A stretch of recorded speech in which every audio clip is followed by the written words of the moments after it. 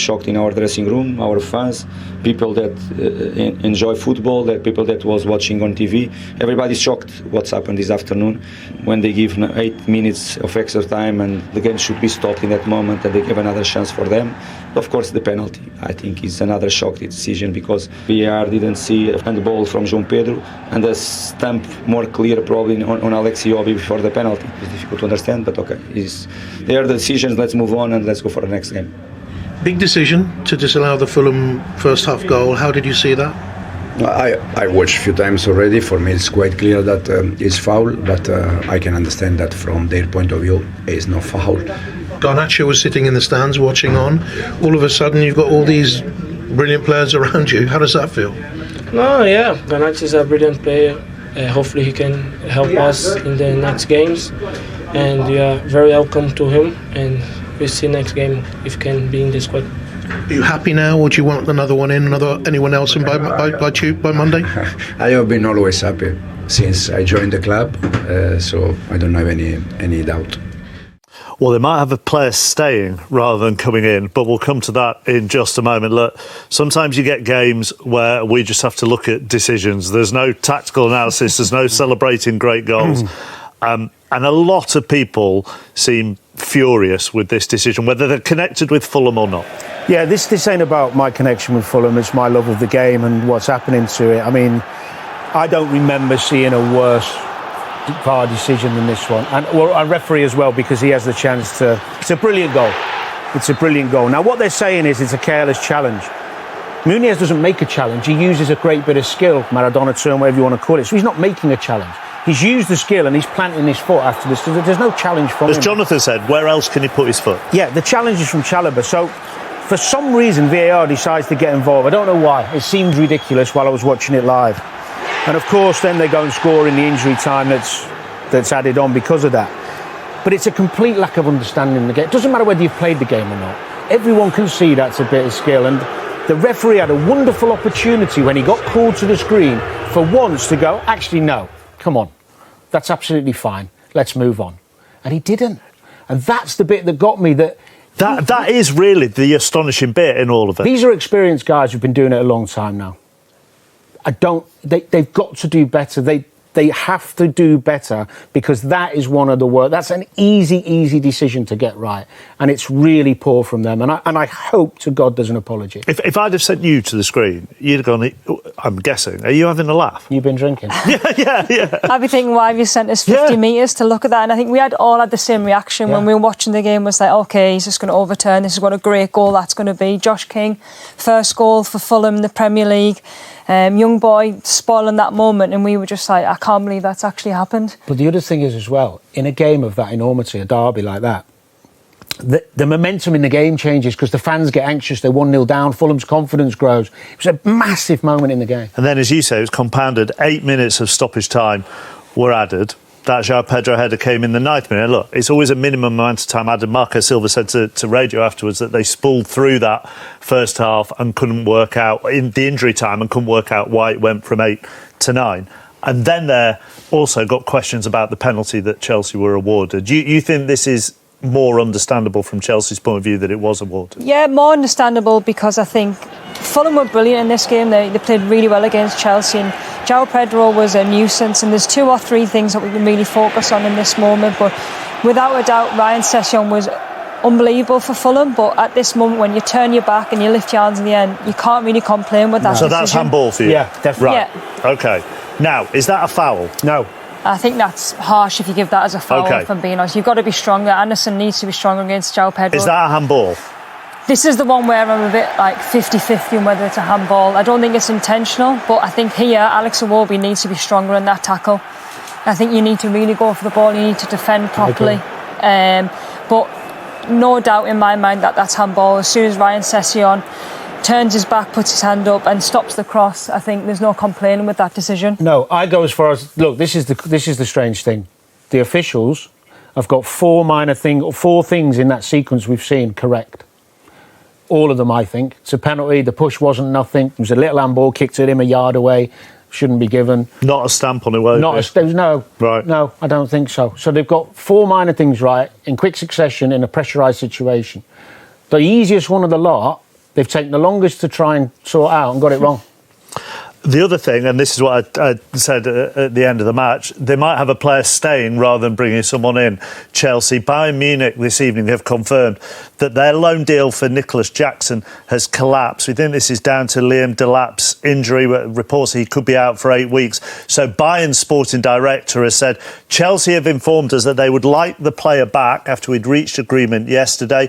So the situation is that the boy is in Munich and we have to send him back. Jackson's agent had earlier insisted on social media that the player wasn't returning to Chelsea, saying the plane doesn't go backwards. It's a bit of a mess, that, because I'm guessing Nicholas Jackson doesn't want to go back and wants to be at Bayern. And also, Mark, he's not been involved in the squad since the beginning of the season. And the intention for Chelsea is not to have him. But now, all of a sudden, because Liam Delap's injured, you want him back. And Bad decision from Chelsea's perspective. Yeah, it's bad planning because you know that potentially that injury could have happened, and you also have to have that backup striker ready. But for Nicholas Jackson, you must be really disappointed. Because actually, you're saying just come back for 6 to 8 weeks. Yeah, and they've got plenty of players who can fill the role for that short period of time. I feel for Jackson, really do.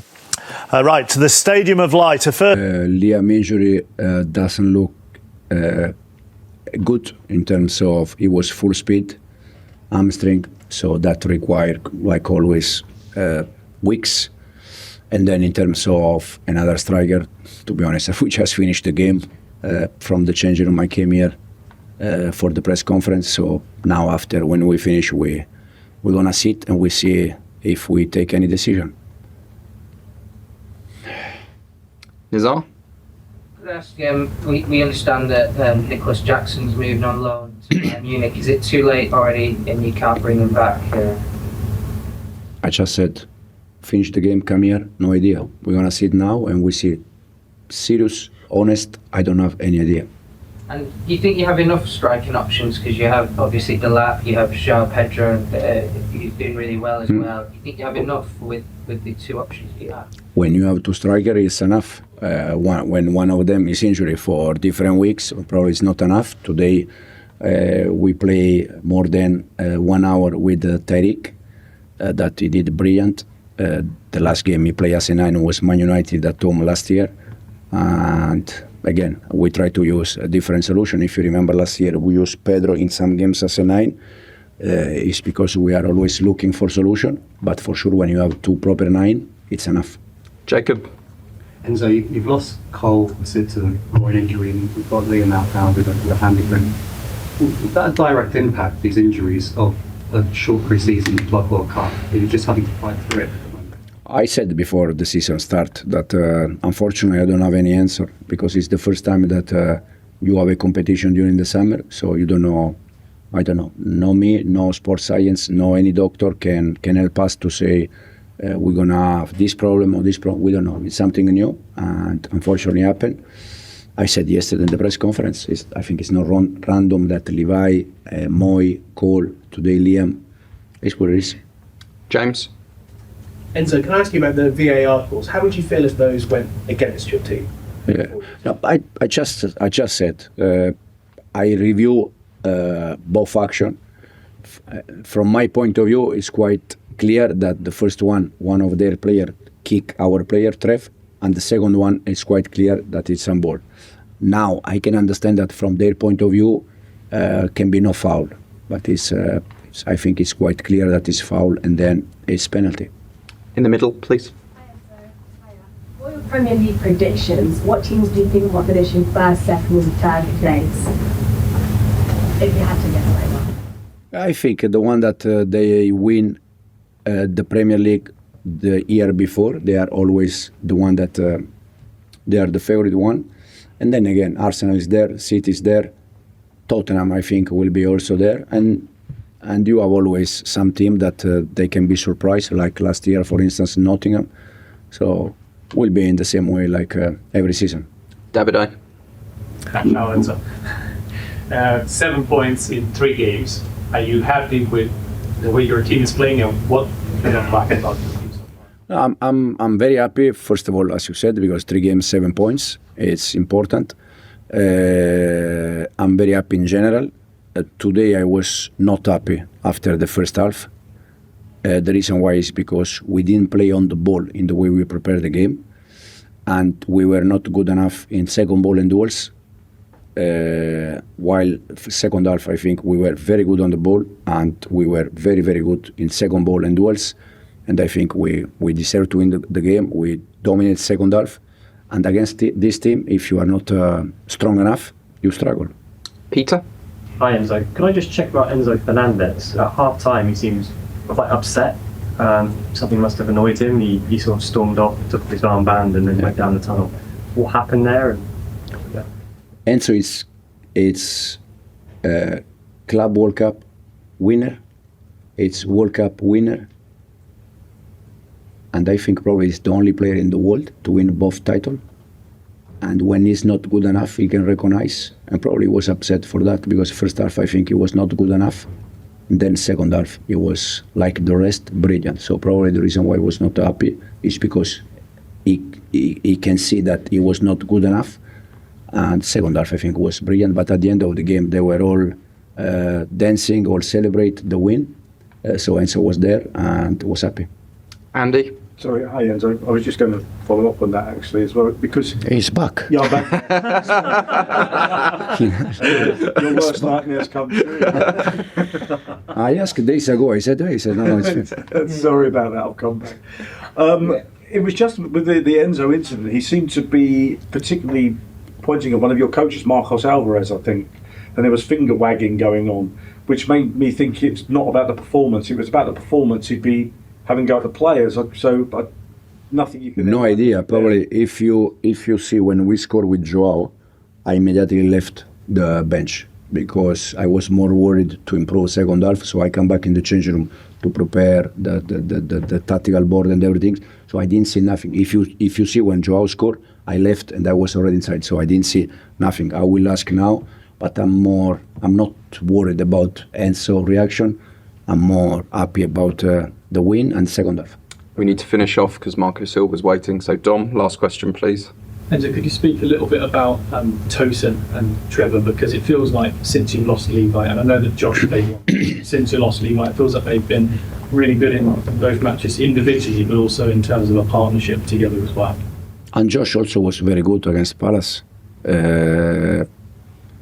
He needs to make mistake to improve. Against Palace, the goal that we conceded from free kick, the one that the referee disallow, is from Josh that lost the ball, but it's part of the process if we want to build him and improve him.